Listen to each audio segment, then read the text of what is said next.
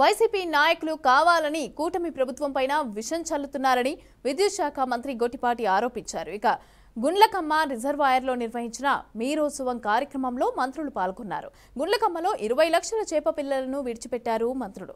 Gundlakamma project పైన ఆధారపడి చాలా మంది జీవిస్తున్నారని, గత 5 ఏళ్లలో వైసీపీ ప్రభుత్వం గుండ్లకమ్మ ప్రాజెక్టును సర్వనాశనం చేసిందని అన్నారు. ప్రాజెక్టు గేట్లు విరక్కొట్టి అక్రమ ఇసుక తవ్వకాలతో కోట్లు కొల్లగొట్టారని మండిపడ్డారు. కూటమి ప్రభుత్వం 10 కోట్ల ఖర్చుతో గేట్లను అమర్చుతోందని తెలిపారు. ఇక కూటమి ప్రభుత్వం రైతుల సంక్షేమానికి కట్టుబడి ఉందని అన్నారు.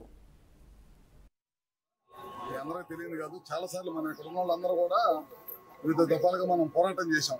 అపోజిషన్ ఉన్నప్పుడు ఈ ప్రాజెక్ట్ గేట్లు బిగించాలి, దానికోసం చాలా పెద్ద ఎత్తున పోరాటం చేశాము. అదే కాకుండా ఈ ప్రాజెక్ట్ కింద 90,000 ఎకరాలు రైతులు సాగు ఉంది. కొన్ని వేల మంది ఈ చుట్టుపక్కల ప్రాంతాల్లో చేపల మీద ఆధారపడి బతికే వాళ్ళు చాలా మంది ఉన్నారు.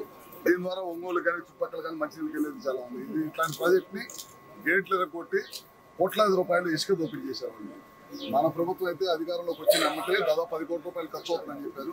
ఇప్పటికి 7.5 నుంచి 8 కోట్ల రూపాయలు బిల్లులు కూడా చెల్లించుకున్నారు. 1-2 చిన్న ఉన్నా సరే నేను కూడా ఫాలోఅప్ చేస్తున్నాం. వాళ్ళు తొందరలో బిల్లులు అయిపోతాయి. ఇంకా 1-2 గేట్లోనే పూర్తి స్థాయిలో పెట్టేస్తారు. ఇది 1-2 నెలల్లోనే మనం దాదాపు ఇప్పుడు 3 TMC నీళ్లు నిలబెట్టాం. ఒకటే చిన్న పని ఏంటంటే దీని కింద ముంపుగా ఆధారపడిన గ్రామాలు 10-12 ఉన్నాయి. వాటిలో చిన్న సమస్యలు ఉన్నాయండి. ఇళ్ల స్థలాలు రాక చాలా మంది చిన్న కుటుంబాలు, ఎస్సీలు, ఎస్టీలు ఇట్లాంటి వాళ్ళు కొంతమంది ఉన్నారు. వాళ్ళకి ఇళ్ల స్థలాలు ఇవ్వాల్సి ఉంది. దీని తర్వాత దాన్ని కూడా చేపట్టి తొందరలోనే కంప్లీట్ చేస్తాం. మీరు చూశారు కదా, పోయిన గవర్నమెంట్కి ఈ గవర్నమెంట్ తేడా ఏంటంటే ఈ గవర్నమెంట్ ప్రజలకు బాధ్యతగా ఉండేది. వాళ్ళు ఏమైనా దోపిడీ, ఎక్కడ ఇసుక దొరికింది, ఎక్కడ మట్టి దొరికింది, ఏం దోపిడీ చేద్దాం అనేది చూస్తూ ఉన్నారు. దీన్ని ప్రజలందరూ కూడా ఒకసారి గమనించాలి. ఆ ప్రభుత్వానికి ఈ ప్రభుత్వానికి ఈ ప్రాజెక్ట్ ఒకటి చూస్తే మీకు అర్థమైంది. అలాగే మన మినిస్టర్ గారు చెప్పారు. నాకు తెలిసి అయితే అన్నమయ్య ప్రాజెక్ట్ గేటు కొట్టబోతున్నారు. మొత్తం ప్రాజెక్ట్ కొట్టకపోయింది. మన పక్కన ఉన్న పులిచెంతలు గేటు కొట్టపోయింది. ఒక్కడ కూడా చేయలేదు.